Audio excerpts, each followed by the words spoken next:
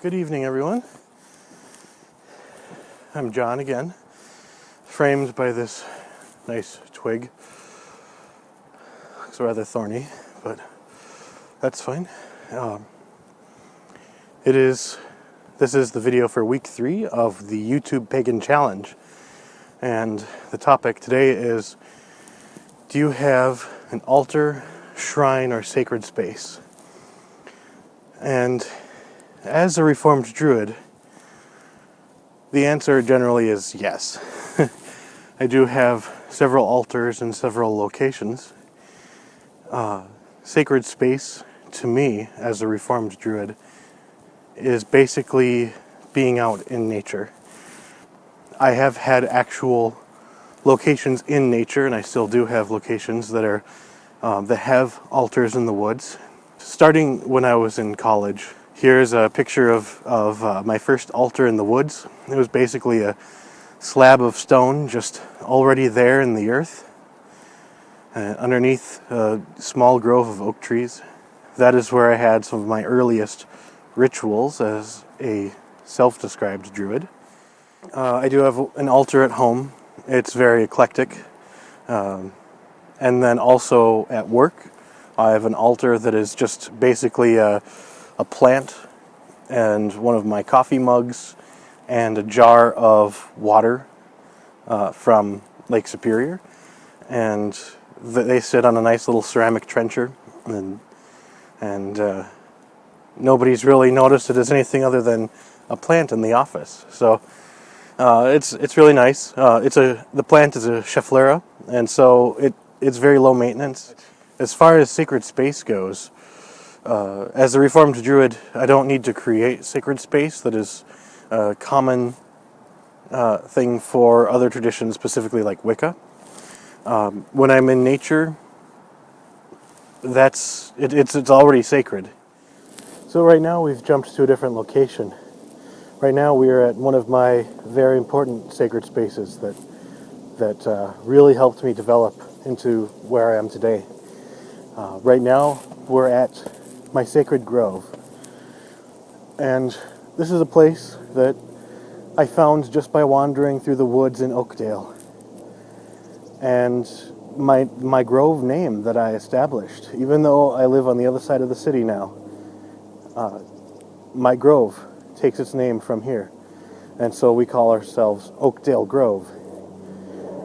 But as far as a place goes, grove with a little g. Most of these are northern pin oaks. You can tell that they're pin oaks because they still hold their leaves in the winter, and they don't let go until the buds push them out in spring. And yeah, a harsh wind will bring some of them down, but for the most part, they tend to cling. And I went through these woods expecting that it's like, the whole place, this is nature, it's sacred already. I just go find a spot in the woods and have a ritual. And I thought, no, there's going to be that one place, and that's going to make all the difference. And so I came out here, and I wandered the trails, and eventually I just happened to come off of this one after I was like, I'm not going to find it by sticking to the trails. So I went off the main trail, and a ways down, I found this perfect circle of oak trees. And at the center is an ancient oak. Now, about 2 years ago, in August, there was a windstorm that came through. And this ancient oak at the center was already struggling to hold on to life. And it had like 2 large branches that still bore leaves. And in that storm, those last 2 large branches were ripped off the tree. So it is very sad, but it's also very poignant. It demonstrates the impermanence of all things, and that ultimately we all return to the Earth Mother. And that is actually part of the very core of a Reformed Druid ritual, is acknowledging that we return to the Earth. And nothing is permanent. So, let's come inside, will we? Oh, by the way, this is the welcome tree. Mostly because it's kind of slightly farther out than the rest of the circle.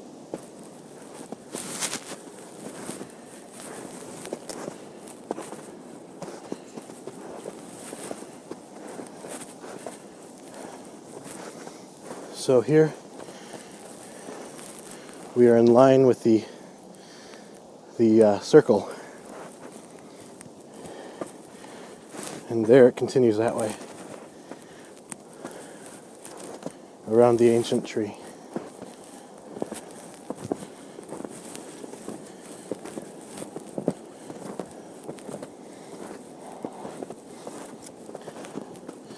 So I'll keep the center of the camera focused on the circle of oaks. So here it actually kind of takes a sharper turn.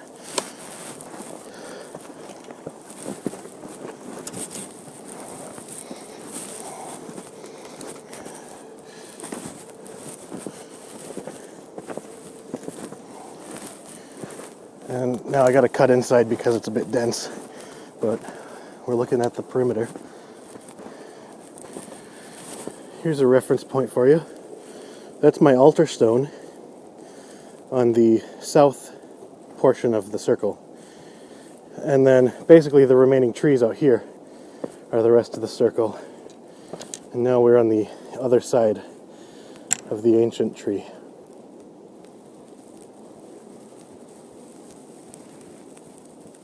So here we are at the altar stone, and I did carve a sigil into it. Right there.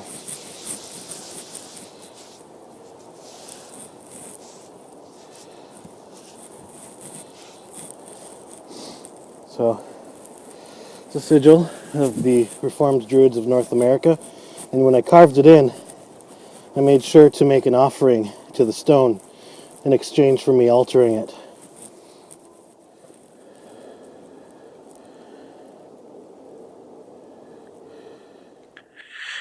Alright, hello, so this is my working altar at home, and right now we have a little setup with kind of some novelty items to celebrate in bulk.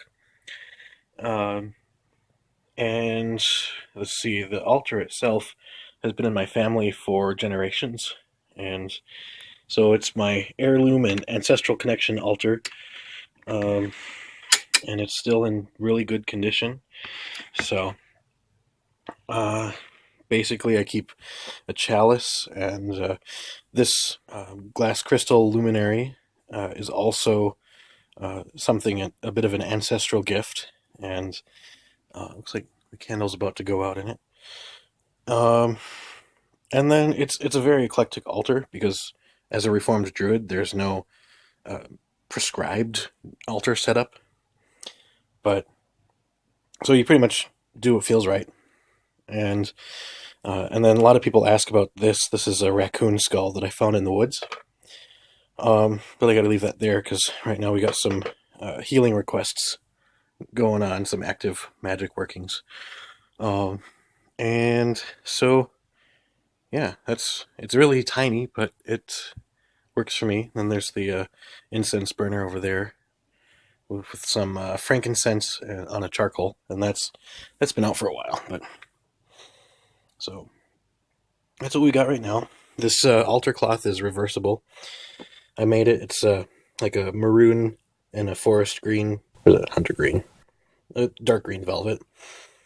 And then these ribbons are my first ribbons is becoming ordained to the Third Order of the Reformed Druids. And so I keep these on my altar. And basically the white is for the winter half of the year and the red is for the summer half of the year. So, and then that's kind of how I use my altar cloth as well. That the green is for the summer half and then the maroon is for the winter half. So, and then off to the side I keep my travel bags, satchels for taking things to ritual. So that is that. Inside we got books and herbs and stuff, so we'll not snoop through there.